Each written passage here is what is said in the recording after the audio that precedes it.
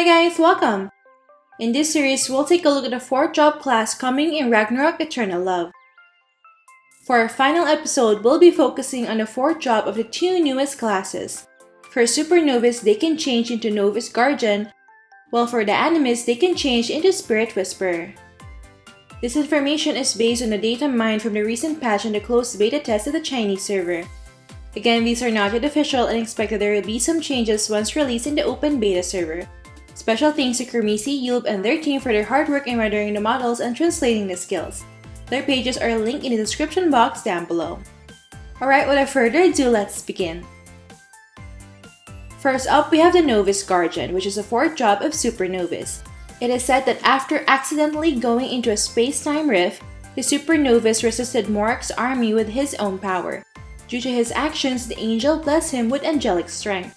Most of the skills of Novice Guardian are derived from other 4th job classes, and they are as follows. Let's start with the offensive skills. First up, we have Dark Flame Slash, which is the upgraded version of Bash similar to that of Rune Master. After a short charging time of 0.3 seconds, you will deal dark element physical damage to a target and surrounding enemies 3 meters around it. The damage it deals is equivalent to 150% of your Bash damage at max skill level. Its damage can be further increased by 28% with this enhancement skill. Another enhancement skill removes the charging time of Dark Flame Slash at max skill level. This would greatly improve the efficiency of Bash build farming due to the longer range and splash damage.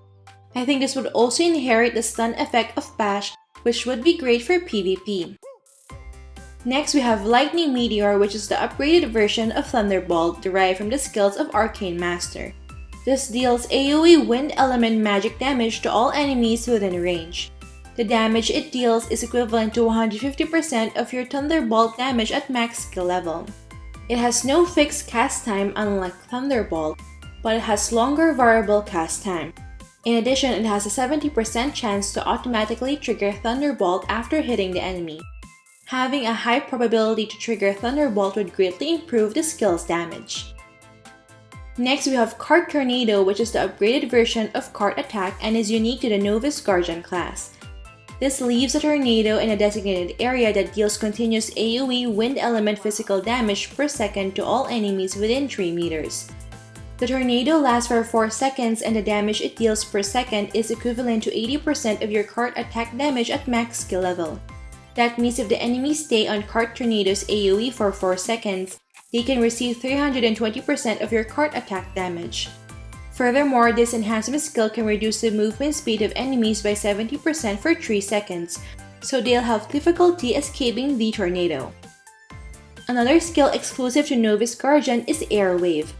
This AoE offensive skill deals magic attack to all enemies within a radius of 5 meters, knocking them back for 3 meters. It has low skill damage multiplier, so I guess its main use is for crowd control. In addition, its cooldown can be reduced from 12 to 8 seconds with this enhancement skill. Up next, we have the Novice Guardian's buff and debuff skills. The first one is Guardian of the Stars, which comes from the Stellar Hunter's skill tree. Upon activation, it will remove all abnormal statuses inflicted on yourself, and you will gain immunity to all abnormal statuses. In addition, it will reduce 25% of all elemental damage you receive. This self-buff lasts for 8 seconds. Next is Vine Armor, which is also a skill of Begetters. Upon consuming 1 Emil Stone, your equipment cannot be stripped for 12 seconds. In return, you will receive additional 20% fire element damage at max skill level. This is a great counter when fighting against Shadow Chasers or their 4th job Phantom Dancer.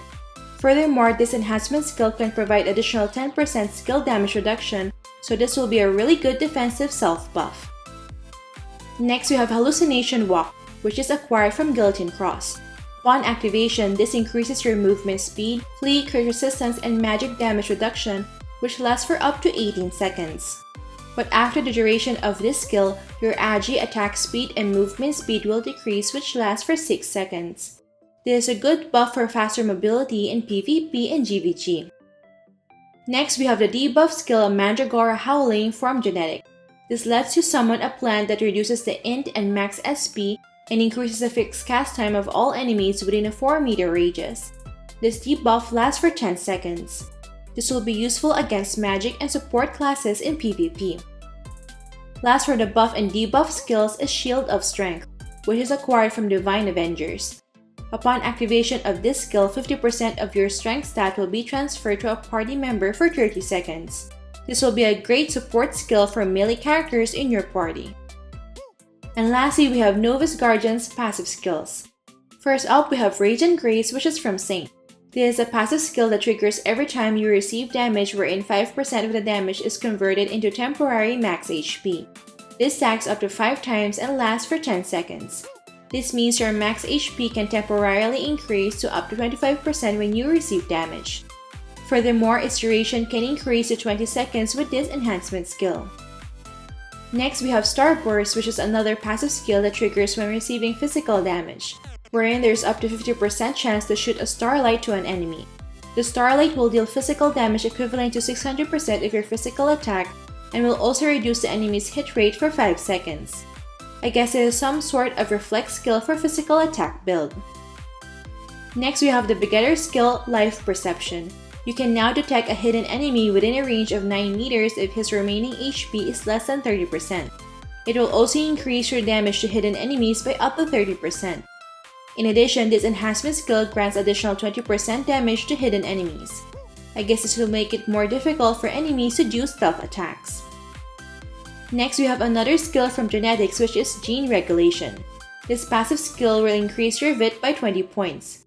Another effect is that each point of VIT will increase your max HP by 40. The amount of additional max HP can be increased by up to 49% with this enhancement skill.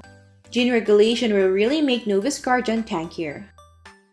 And for the last and final skill, we have Sun's Radiance, which is also an Archbishop passive skill.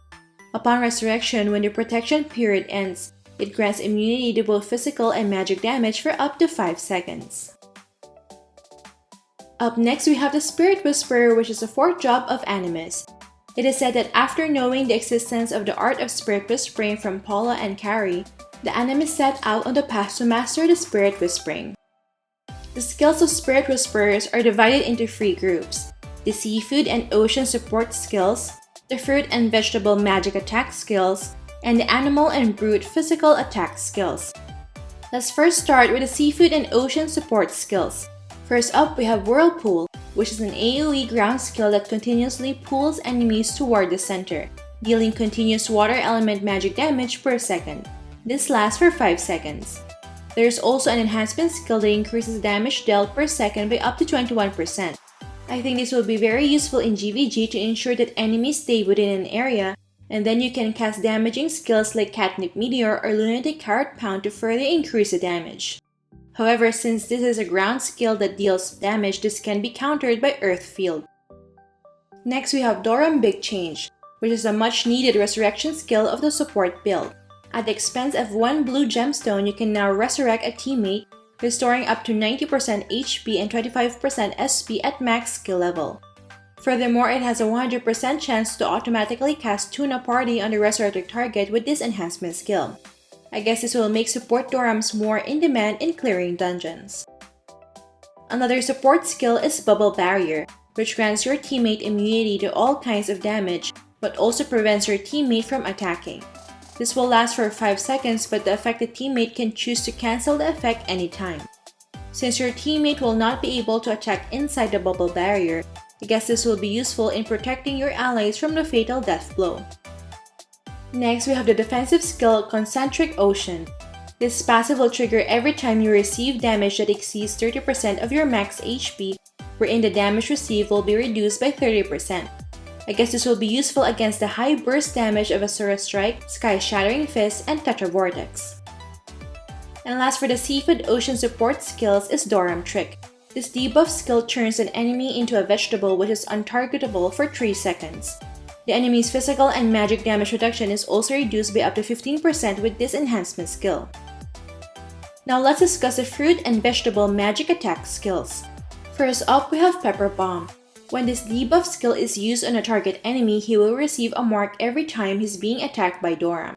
Once the number of marks reaches 10 layers or once the 5-second duration ends, The Pepper Bomb will explode, dealing true magic damage to all enemies within a 3-meter radius. The damage dealt is equivalent to 500% of your magic attack times the number of layers stacked. Furthermore, the number of stackable layers can increase to 15 layers with this enhancement skill.